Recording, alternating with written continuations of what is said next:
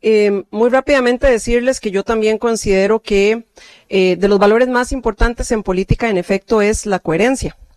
Dentro de las cosas que me parece a mí que serían coherentes también con los valores de rectitud, de justicia y otros, es que personas, por ejemplo, que tengan que enfrentar procesos legales, renuncien a su inmunidad como escudo para no enfrentarlas, que, por ejemplo, una persona que fue nombrada sin tener los atestados y que le debe $8 millones a un banco estatal pueda ser investigada, o que si en algún momento a este plenario le llega una solicitud de una alta jerarquía que tenga que removerse su inmunidad para que afronte un proceso legal, pues que este plenario decida también levantarla.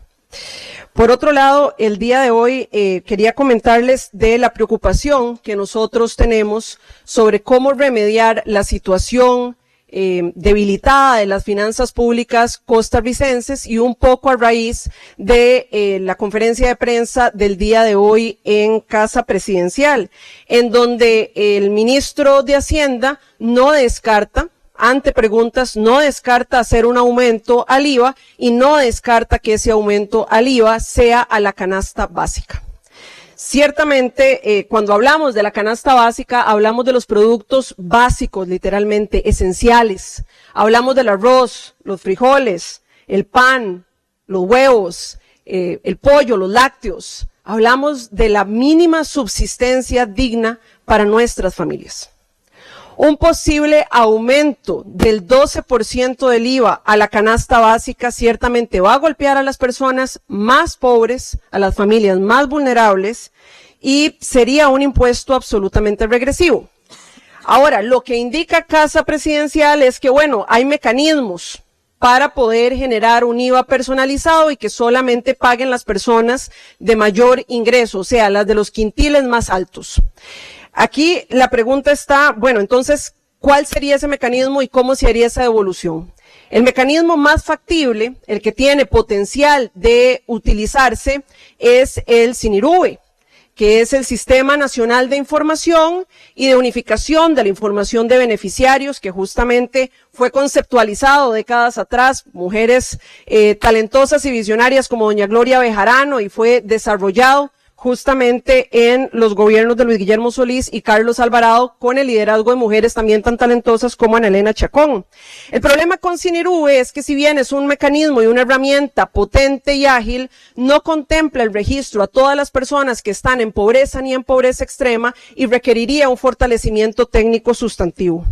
Pero la pregunta más importante es, ¿dónde se marca la línea? ¿A cuáles quintiles de la población se le devolvería ese 12% de la canasta básica? Estamos hablando de que sería solamente al 20% que está en pobreza extrema y estaríamos entonces aumentando un impuesto al resto del 80% de la población, cuando los otros dos quintiles, el quintil 2 y el quintil 3, entrarían en vulnerabilidad de caer en pobreza, si eso lo hacemos así. Por el otro lado, si la línea se traza a partir del tercer quintil, entonces estaríamos hablando de un prospecto de recaudación de un 1% para tener que devolver prácticamente la mitad. No tiene sentido. Y la otra pregunta sería, bueno, ¿cuándo se devuelve? ¿Se devuelve como un subsidio al final de mes? ¿Están estas familias en capacidad de aguantar? ¿Tienen el margen de poder pagar primero y que les regresen ese subsidio después? Cuando hablamos del primer quintil, el quintil más vulnerable, estamos hablando de familias que viven, toda la familia, con un ingreso menor a 300,000 colones. ¿Realmente podemos pretender que esas familias paguen ese 12% para poder adquirir una canasta básica y que después el Estado les subsidie? Eso sí, el subsidio se hace de manera mensual, pero se ha hablado hasta de la posibilidad de que se haga una devolución anual.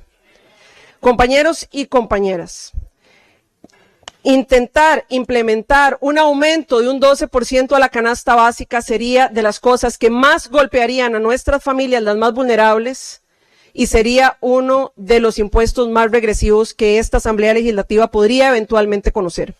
Si bien ese proyecto de ley no se ha presentado, el día de hoy no se descartó que no se fuera a presentar, ni tampoco se descartó que no se siga pensando en aumentar